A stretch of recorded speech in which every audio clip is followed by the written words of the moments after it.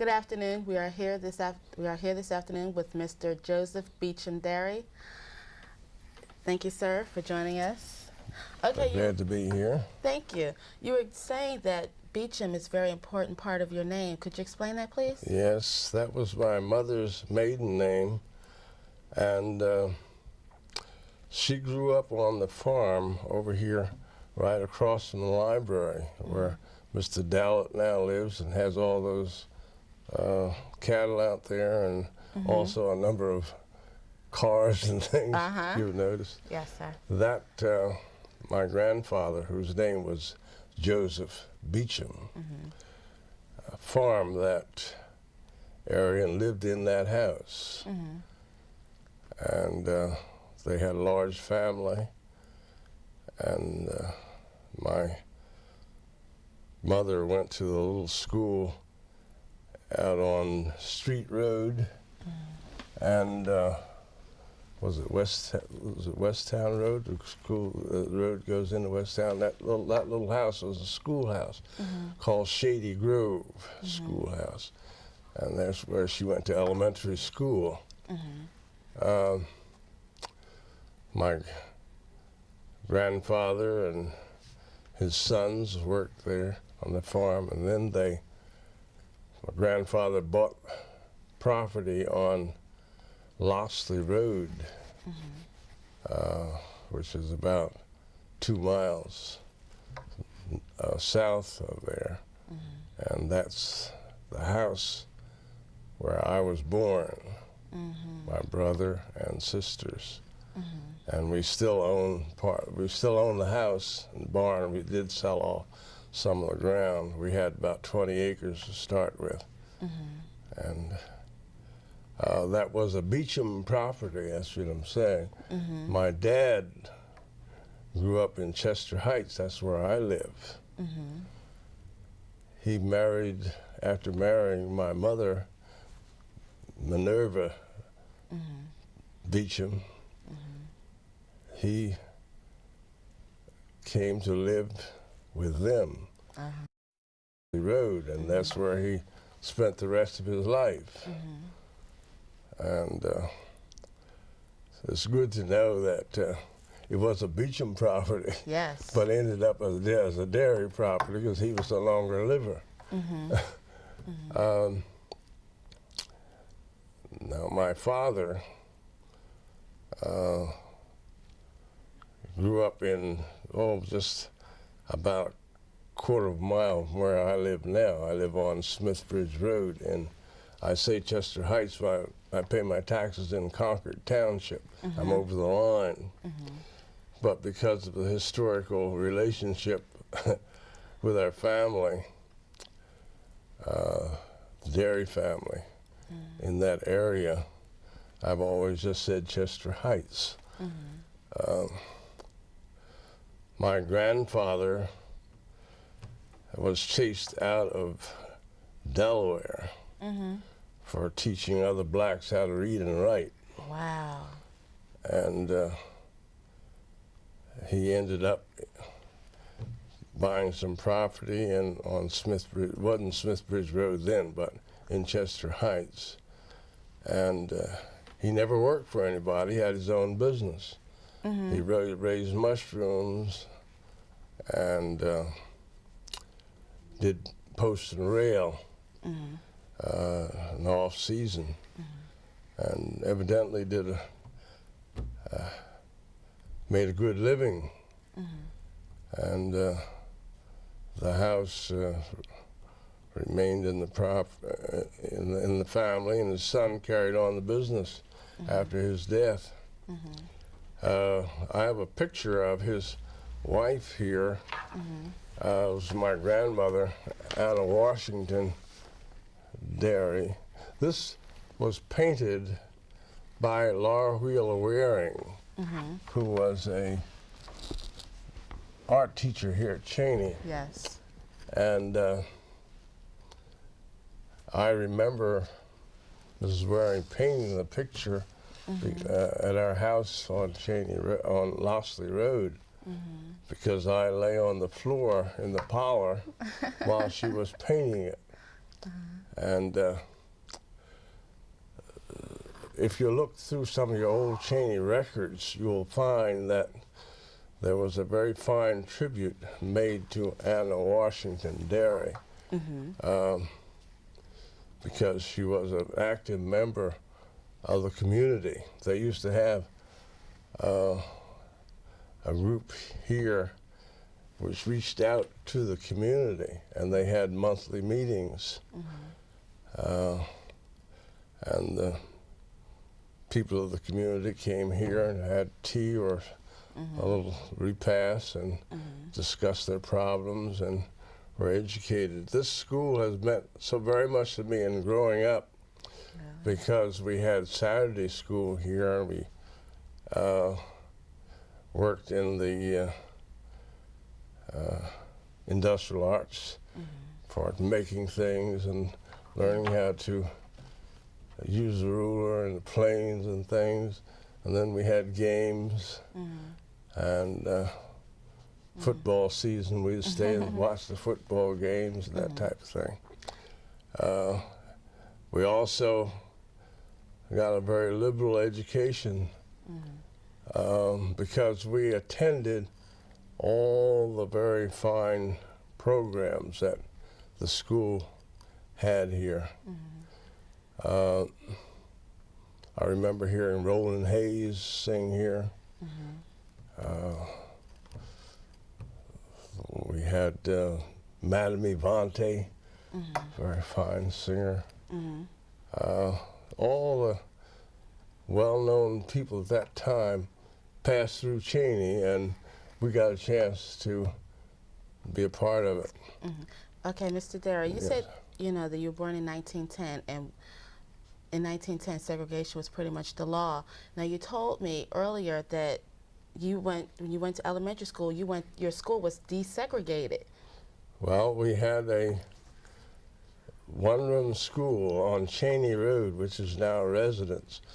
It's right across from Mrs. Byers' property. There's a big barn and a nice house. And there's a little, you'll notice it because it still looks like a schoolhouse on the left-hand side. That's where we attended school. Thornbury Township had 3 schools: Thornton Elementary School, Central Elementary School, which is on Cheyney Road, and Glen Mills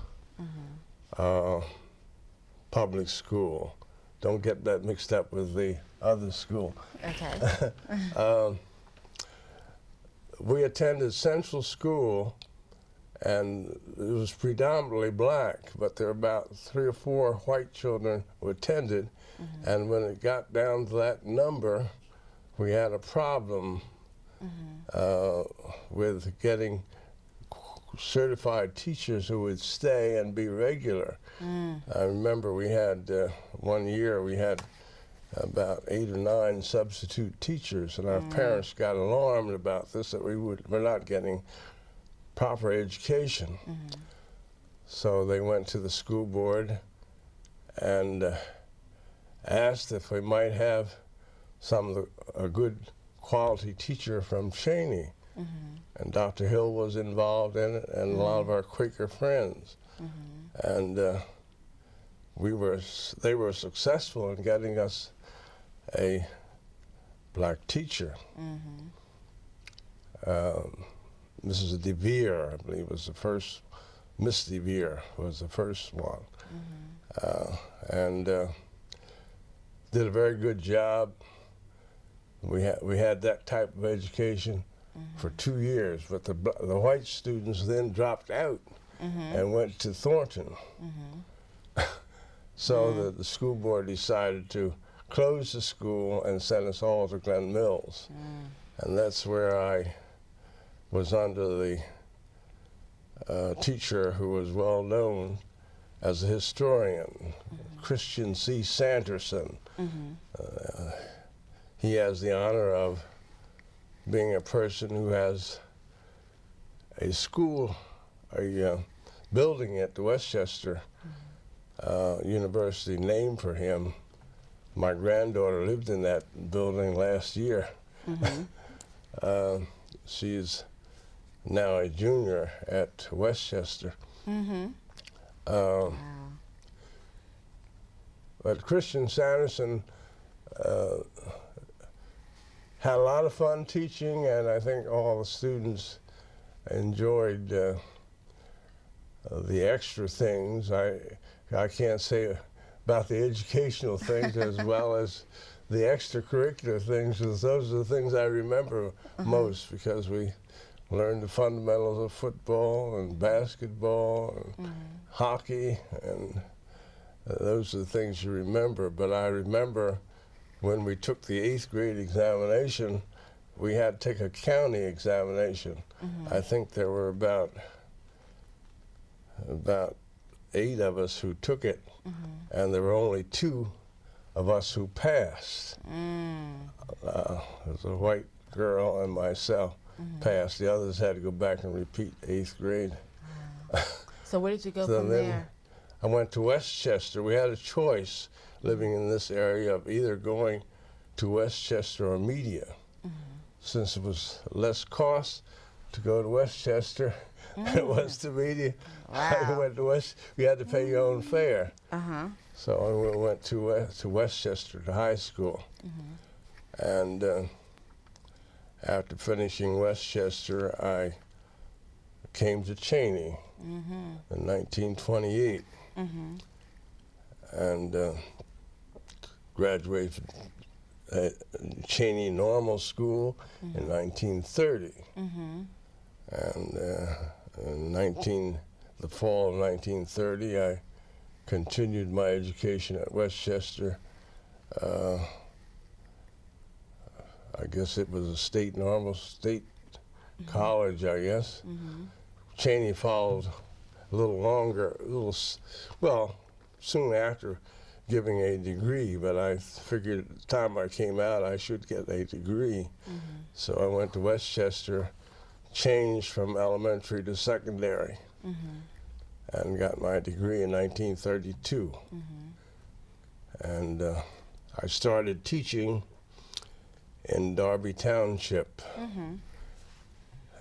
in 1932 in the midst of the Depression. Tell me about that, teaching during the Depression. And those were the days when you got paid for 2 or 3 months, and then they ran out of money. Wow. And so I started teaching there in the 4th grade. I was lucky to get a job, because the only reason I got a job was because they had too many children in the 4th grade, and they had to divide it. Didn't even have room in the school for it, so they rented the basement of the Baptist church. And I think there were about 58 children in the group. And the lady who later became my sister-in-law was my co-teacher. We had 4th grade, and we did cooperative teaching, and at those early days, and didn't know it.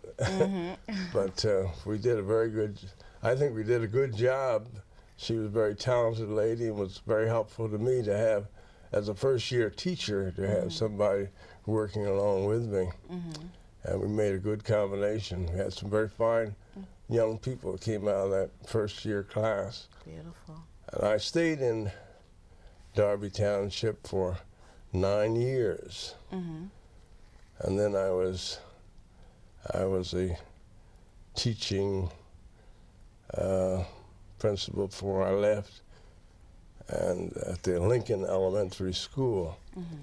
And I was put in an application at Morton, where Mr. Harris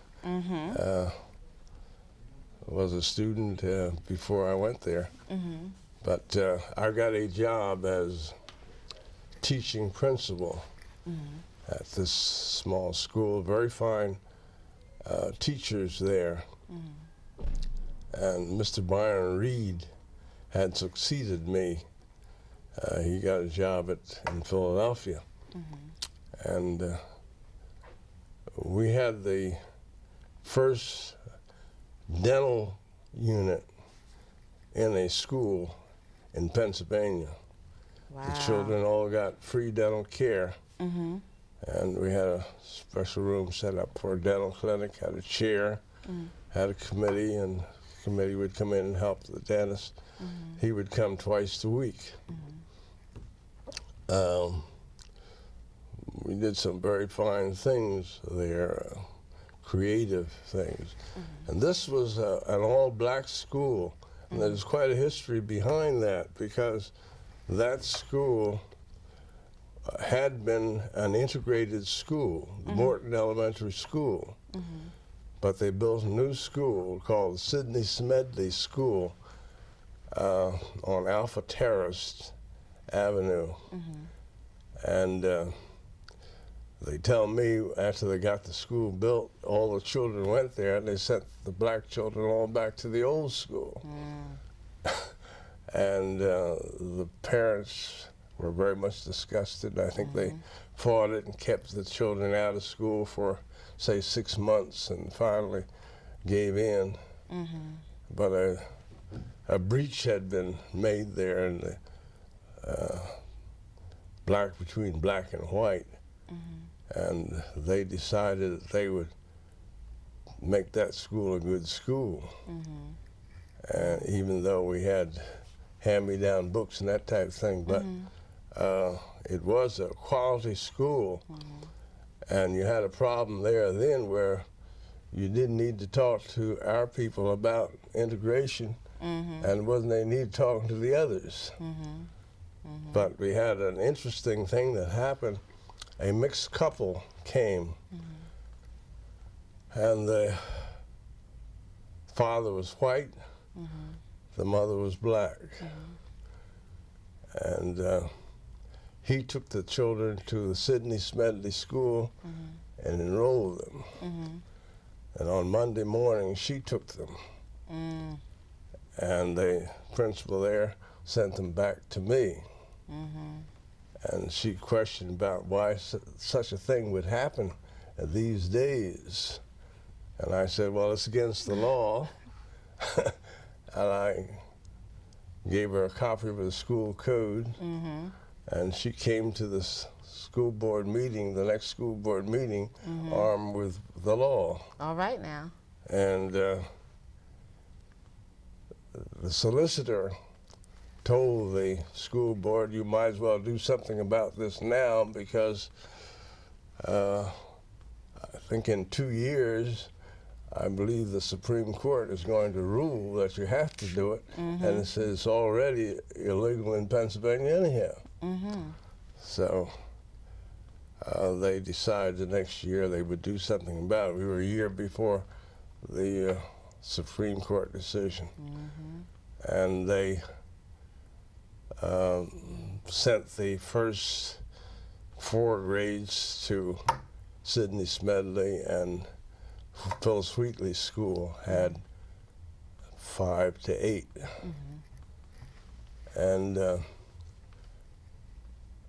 after doing that for 2 years, they decided to close Sidney Smedley and they put an addition on to, they decided to close Phyllis Wheatley and sent us all to Sidney Smedley. And they put an addition onto it, added a couple of rooms and an auditorium and a dental unit, which was inherited from Phyllis Wheatley.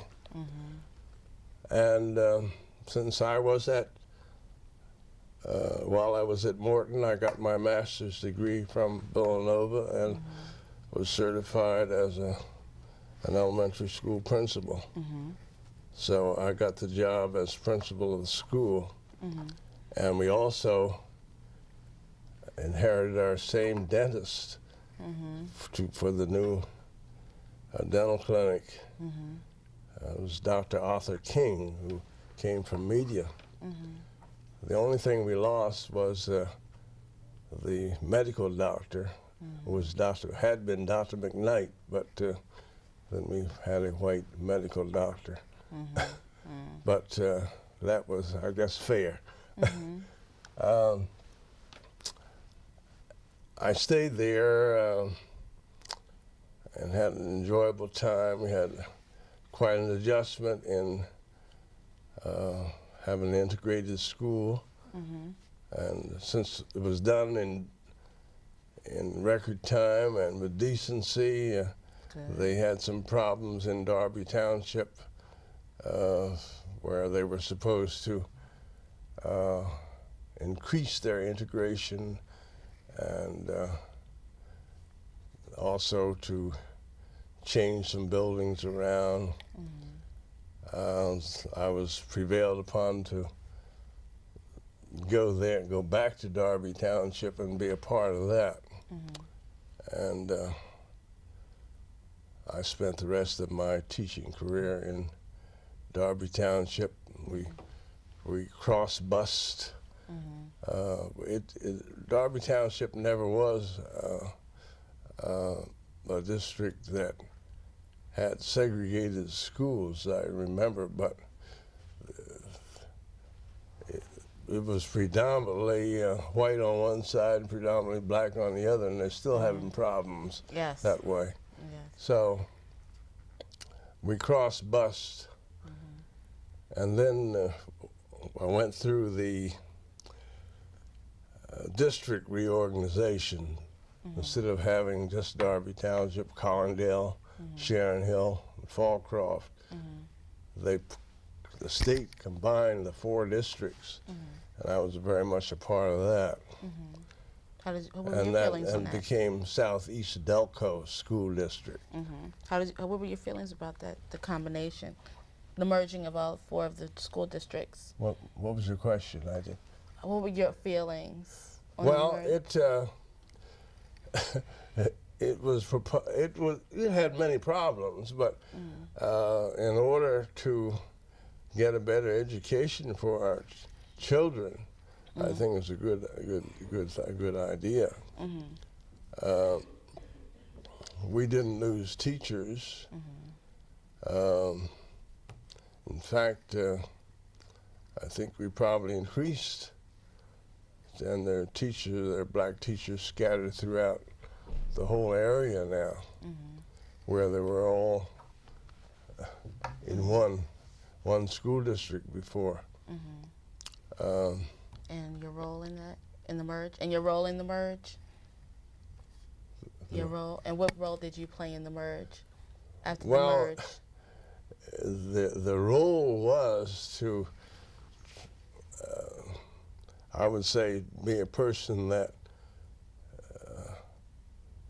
could pull things together rather than tear them apart. You have to be able to see the other person's point of view. And I was principal of they changed the name from Lincoln Elementary to the Studevin Elementary. Thomas Studevin had been a black school board member. And it was called the Studevin School. Funny thing, all the schools that I had worked in and were very much a part of are all closed now. So that happens with progress. But I was thinking of Mrs. Whitehead, Catherine Whitehead, is a graduate of Cheyney. She had been at the Derby Township High School. She had been assistant to the principal, and she became assistant principal of the Sharon Hill High School. Well, that was quite something in those days. And Mr. Walter Davis, who's still there, he's now Dr. Walter Davis, had been a 5th grade teacher with me, and he is now head of the federal projects in the and has an office in with the same building with the superintendent. So over the whole district.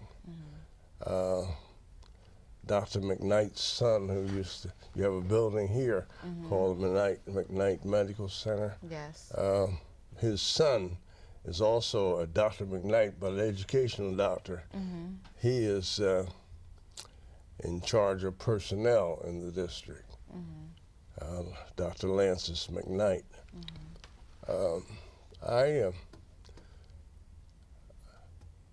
I think things have progressed very well. I'm very sorry to hear of the problems that they're having now. Of a teacher, I guess you read about that in the paper. A teacher was arrested for having molested, but he was not black. And he's been there, I think, 18 years, and now he lives in Collingdale. So now they're going to run a check on the background of all teachers. Not only that, but they had a problem with a bus driver who was not black. And I think he was from Collingdale. So the other people had their problems too. So we all suffer with the problems.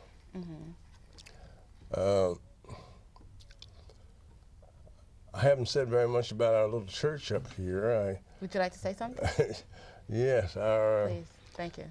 Belong to Thornbury AME Church. We celebrated 150 years last year with a banquet we had here at on the college campus, and Ada George's Hall. And when you think of it, that's a long time, and it's because there were people of our race in this area long before the Civil War period, and they were people of substance, and they had they were honorable people.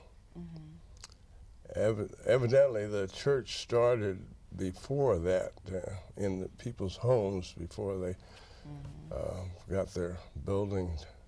That was originally a schoolhouse, the original building, when they moved it down that site where it is, but we lost that in 1958, and it was rebuilt. Had a windstorm, and there weren't enough ties in the rafters to hold the roof up. But the cemetery there has a lot of Civil War veterans, and if you by there sometime, take a look at some of the tombstones. They tell a story. Yes. And that's where my mother and father are buried, and uncles and aunts. There's obviously a lot of history around Cheyney's campus and the surrounding area around Cheyney campus that we students don't know about. That's right. There's so much we don't know. That's right.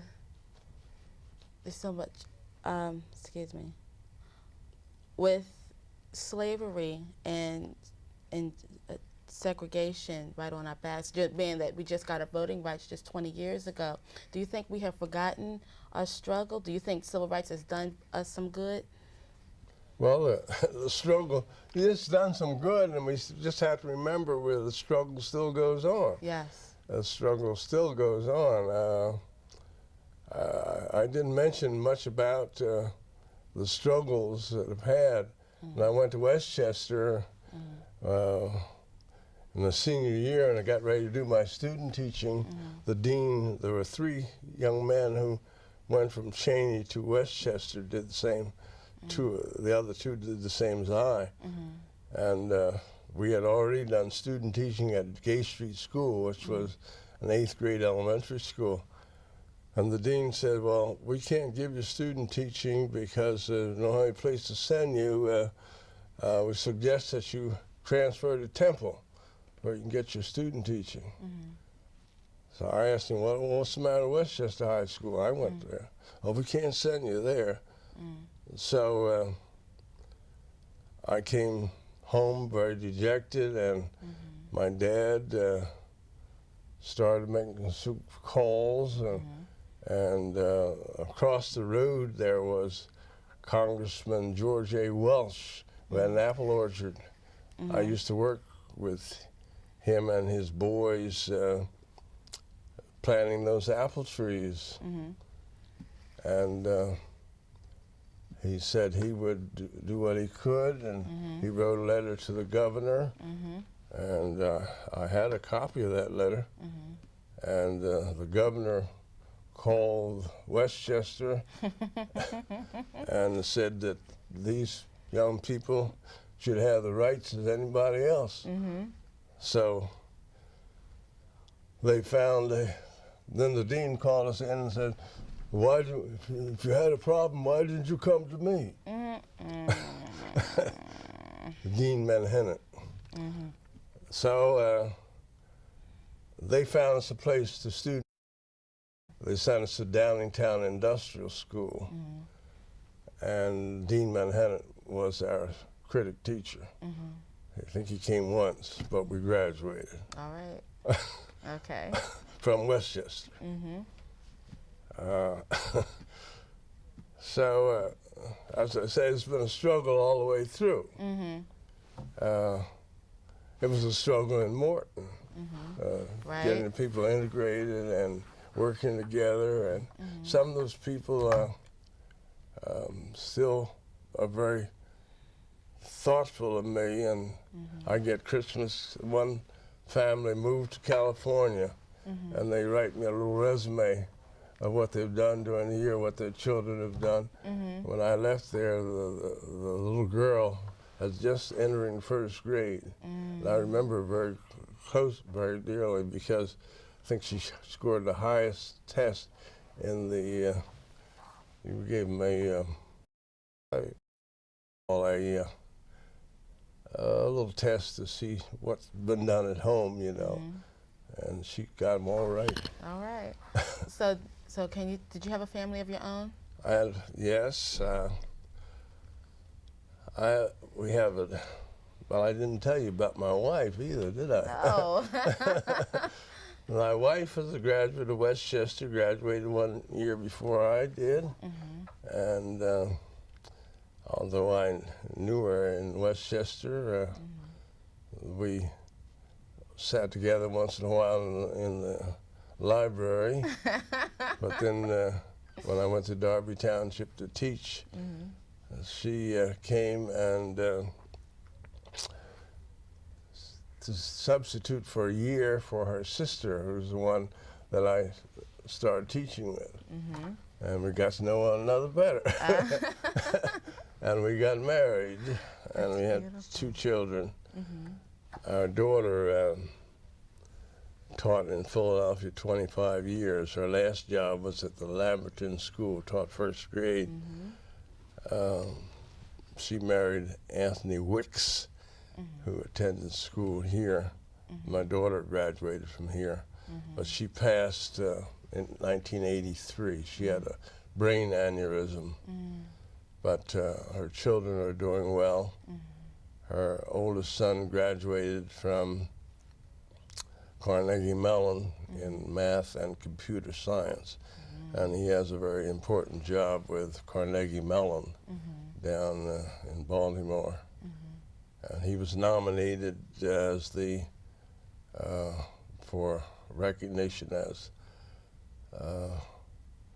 Black Engineer of the Year last year. That's beautiful. And he has a little boy. The middle girl she attended Kutztown for a couple of years and got married. Didn't work out too well, but she's doing all right. Has 2 children.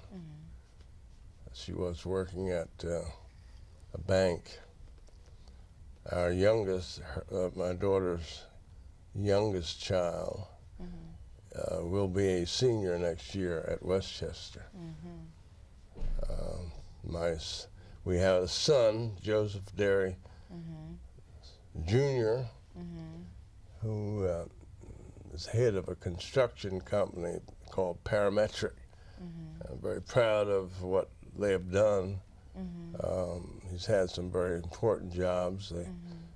They did that parking garage down in Market Street in Philadelphia. He's working now on the basement of the convention center. He did some work at the airport.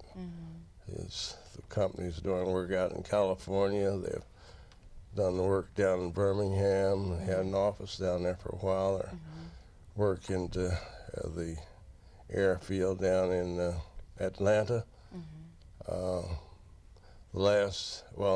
They did the scheduling for the Northeast Corridor when they were doing the railroad job there.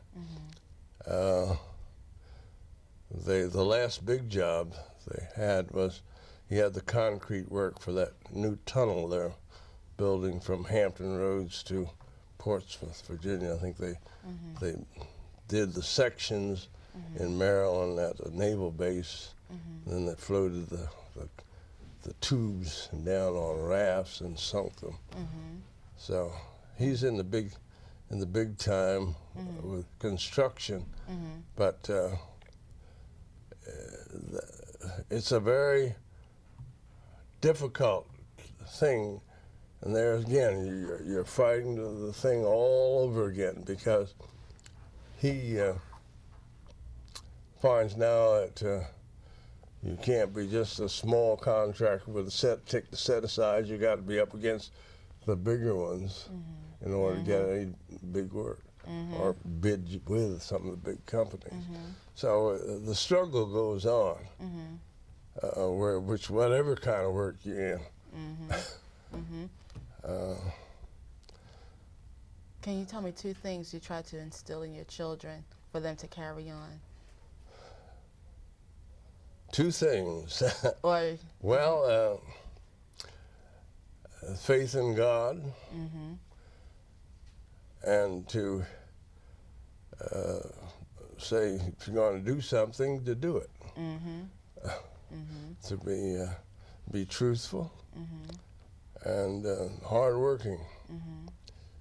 My wife and I have been married 56 years. That's beautiful. And we're still get along very well together, complement one another together. Last weekend we went to Virginia Beach together. We enjoyed hearing Governor Wilder speak to the group of ladies. She's active with the Phi Delta Kappa sorority, and they had their regional meeting. I was surprised that the ladies had enough clout to get the governor of Virginia to speak to them, but he was there, and a very, very fine speech. I enjoy myself at the choir and singing, and in Darby Township we used to have some very fine courses. And you okay? Okay, cues about tonight's activity at Cope Hall. And I used to do some orations, and did it with singing background. If we have time, I'd like to do one. Please. Oh, yes.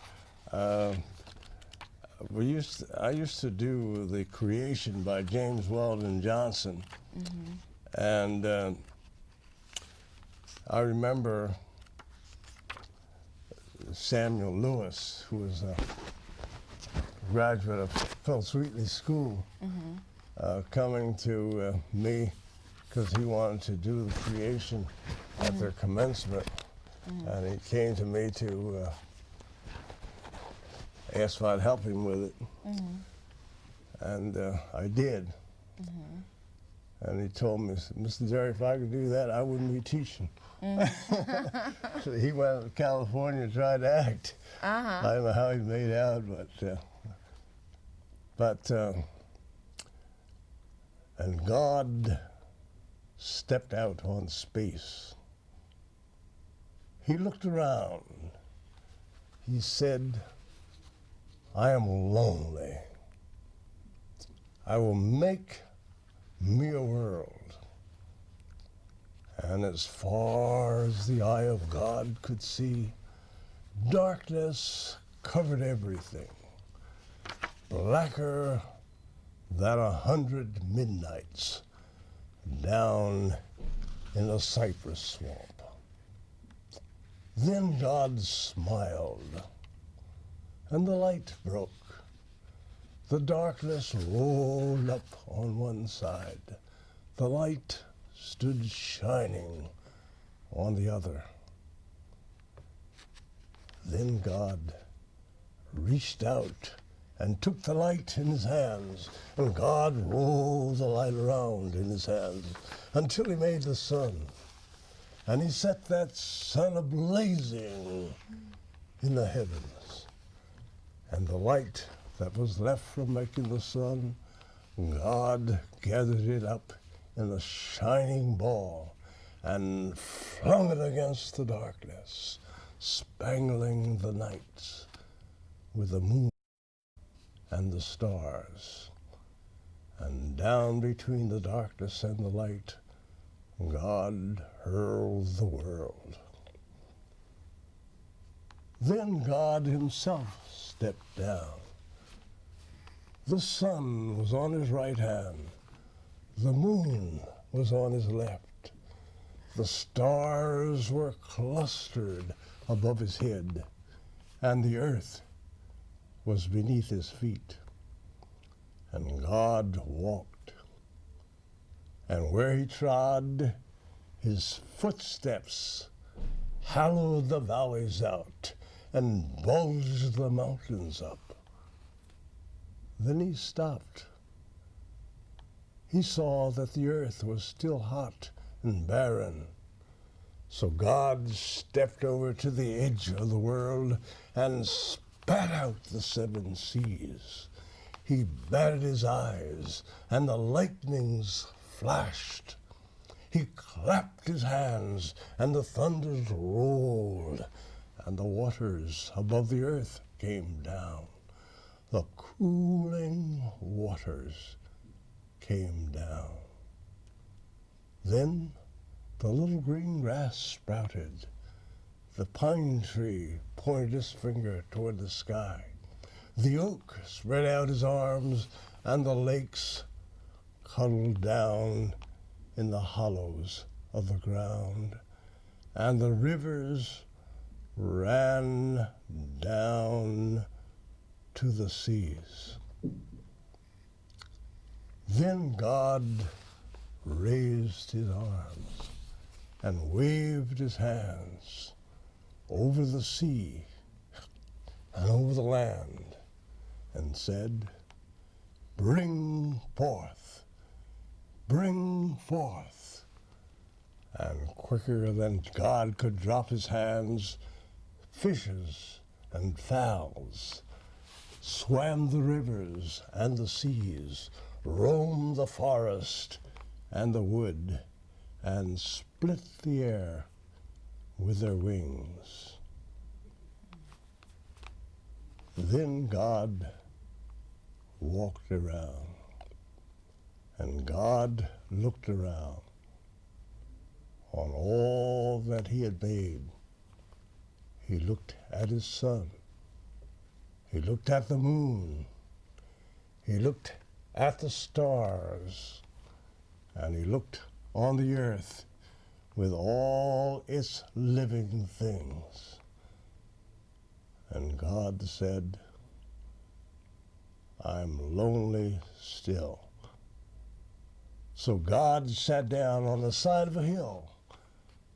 By a deep, wide river he sat down. And there, with his head in his hands, God thought and thought until he thought, I'll make me a man.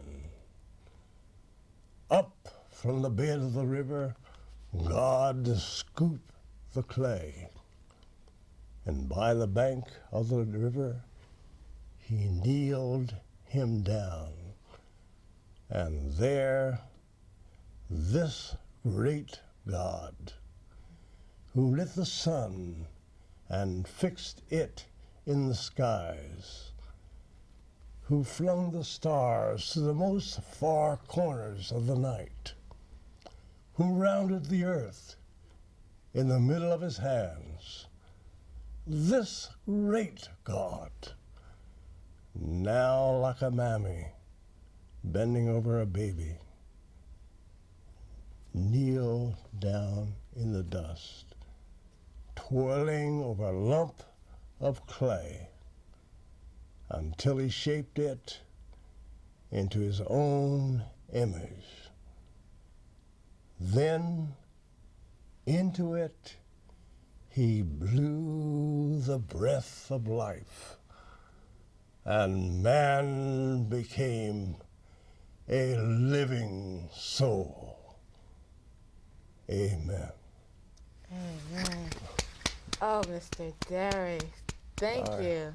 You're welcome. You're welcome. Wow. I must say, thank you. Thank you. Whew. So, is there anything that you'd like to say to Cheyney students? Well, I would say that the students that have been here have, I think if you look up the records of all, you'll have a number of accomplishments from students of Cheyney. Mm-hmm. I remember when I came, it was as a young man, 17 years old, and it was hard to get used to being called Mr. Derry. Mm-hmm. But that was one way of getting some self-pride. Mm-hmm. And I guess I've been Mr. Derry to a lot of people ever since. But some people think that's isn't a thing to do today. But I think the students have to have some pride in themselves. Mm-hmm. And the teachers at that time tried to give you that, and I hope they're still doing it. Mm-hmm.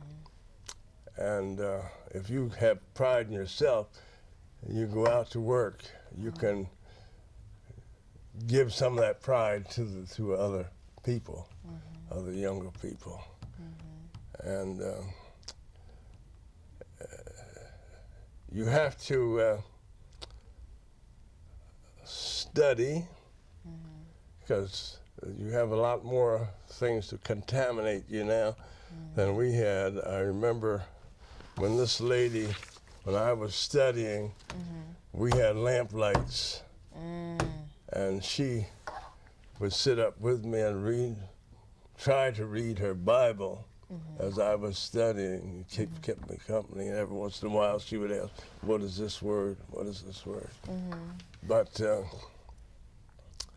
I remember Coach Williamson, when I was here, called me aside one time after we had taken some tests and said, Derry, I want to see you.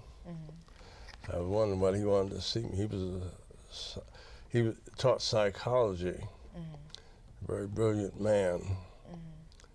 And he took me up to his office and he said, Derry, according to these tests, you ought to be doing a lot better than what you're doing. I was passing. From then on, I was on the honor roll. So, it's, you can always push a little harder. And I think that's what we need to do. And if you want to make it, you've got to push yourself a little bit and not depend on somebody else doing the pushing. And what year are you? Sophomore. You're a sophomore. Yes. Where did you go to school? Blah. I went to an annex of Bartram High School in Philadelphia, Human Services Annex. Now, my son's daughter, Julie, graduated from here last year. Julie Derry, do you remember her? No, sir. She did. She was in communications. She had a problem with that course here, and then she had to go to Temple, and then she finally came back here and graduated. But she really hadn't found the work in her field yet.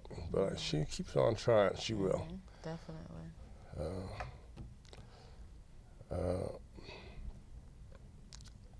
Any last comments you'd like to make? No, I just hope that Cheyney will continue to be and hold the standards high.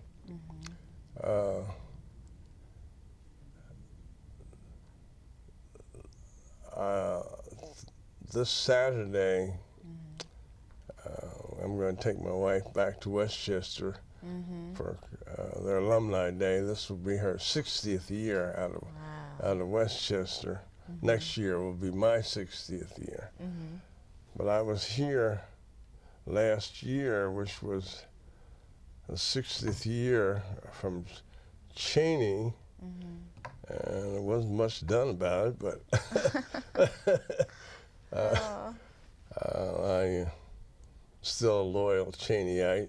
Thank you. And Thank you. have tried to support the efforts that have been taking part.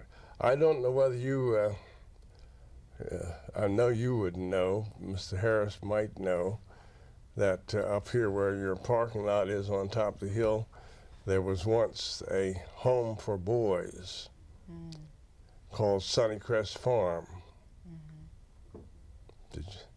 And I was on the board of that home. They, at one time, this was for boys that, say, lost a parent or something, and or the family had a problem. They had, they farmed the area, and did a good job with those. And then finally, later years, it got so that there were more delinquent boys from Philadelphia. It was a whole new story. And the state had shown interest in buying the ground. We had a building over there. And so Sunnycrest Farm sold it off to the state, became part of the university's land.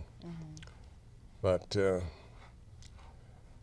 see, those boys attended Cheyney's laboratory school, then there was a girls' shelter building. The buildings are still there, and they're not used. That was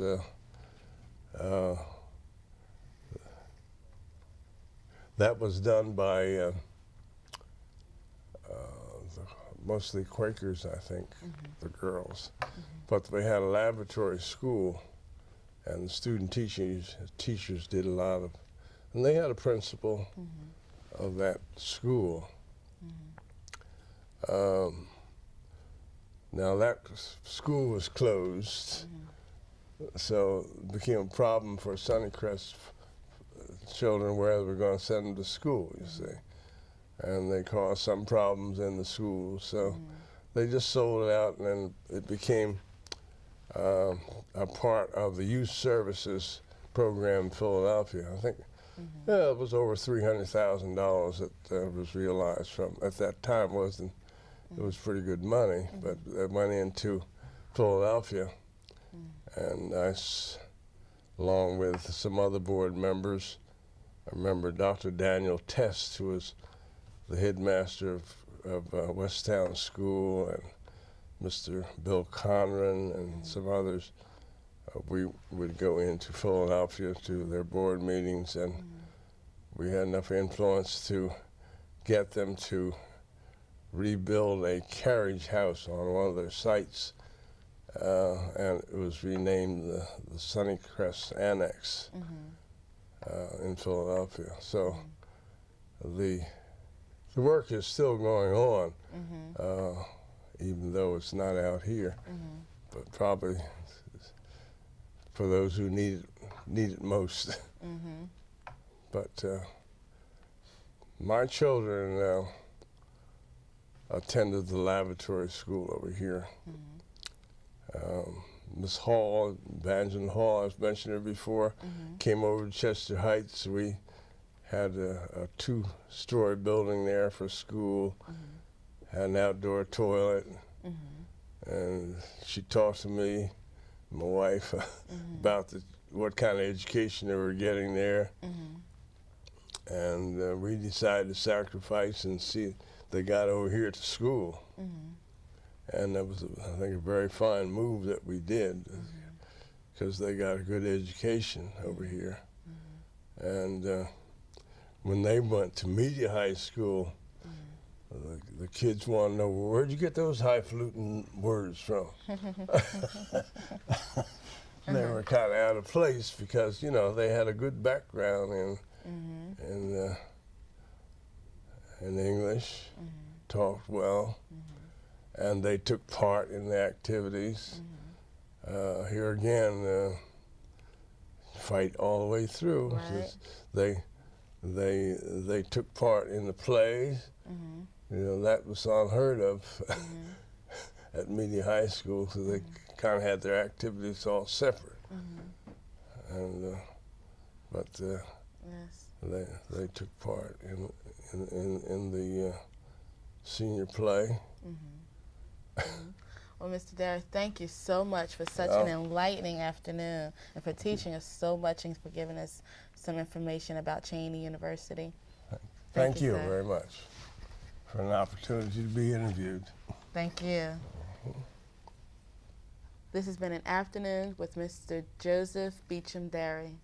Thank you.